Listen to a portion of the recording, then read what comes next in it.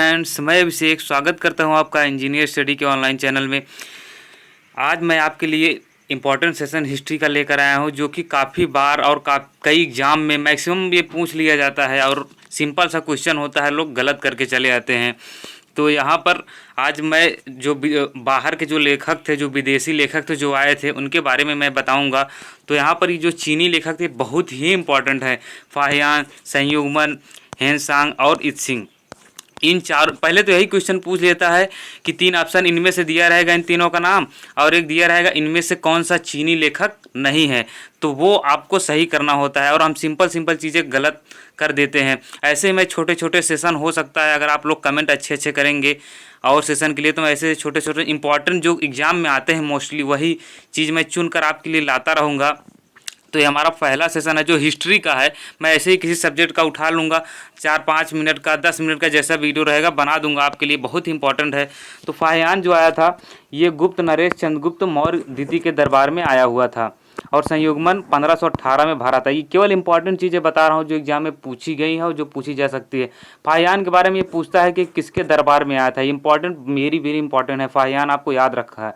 उसके बाद हेनसांग, इसके बारे में पूछता है, हर्षवर्धन के शासनकाल में ये भारत आया था। ये पूछता है कि किसके शासनकाल में आया था, चंद्रगुप्त मौर्य दे देगा, अशोक दे देगा, हर्षवर्धन दे देगा, तो आपको याद रहना चाहिए।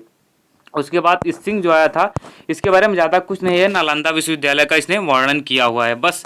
उसके बाद यही 4 थे जो चीन से आए थे। यही चारों बहुत इंपॉर्टेंट है, बहुत पूछे जाते हैं एग्जाम में और लोग अक्सर गलत करके चले आते हैं। सिंपल सी चीज़ें हैं, केवल आपको याद रखना है, फाहियान, चंद्रगुप्त, और उसके बाद हर्षवर्धन, हेनसांग, बस इतनी चीज़ें आपको याद रखनी है। उसके बाद इत्सिंग जो था नालंदा विश्वविद्यालय का वर्णन किया था। संयुगन के बारे में केवल इतनी बात आपको याद रखें या ना रखें, केवल जानकारी नहीं है, संयुगन चीन से आया था, बस 518 में भारत में आया था।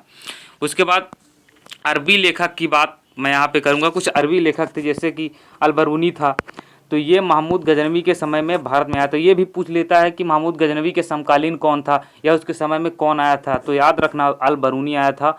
और इसकी किताब जो थी, किताब उल हिंद या तकहीक ए हिंद, जो जिसे हम भारत की खोज भी कहते हैं, ये थी।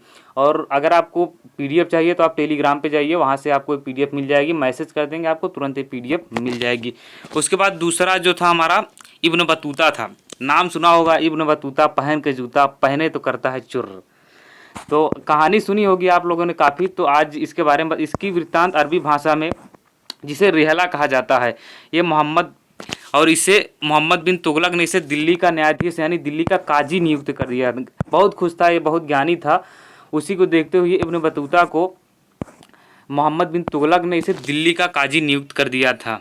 उसके बाद यूनानी लेखक की बात मैं करता हूँ, तो इसमें मैं केवल इंपॉर्टेंट उन्हीं को जोड़ दूंगा, मैं बता दूंगा ये इंपॉर्टेंट है जो आता है।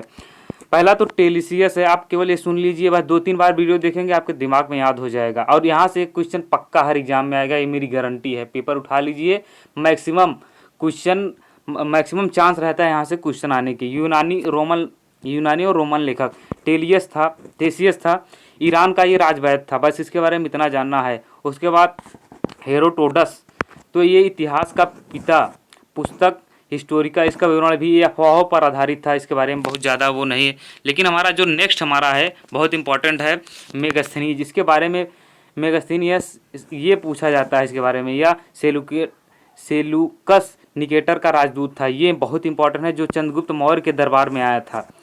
और ये मौर्य युगीन एवं संस्कृति, इसको याद नहीं रखना, लेकिन आपको चंद्रगुप्त मौर्य के दरबार में आया था। और ये किसका राजदूत था, सेलूकस निकेटर का। ये मेगस्थनीज के बारे में आपको इंपॉर्टेंट चीज़ है, आपको याद रखनी है।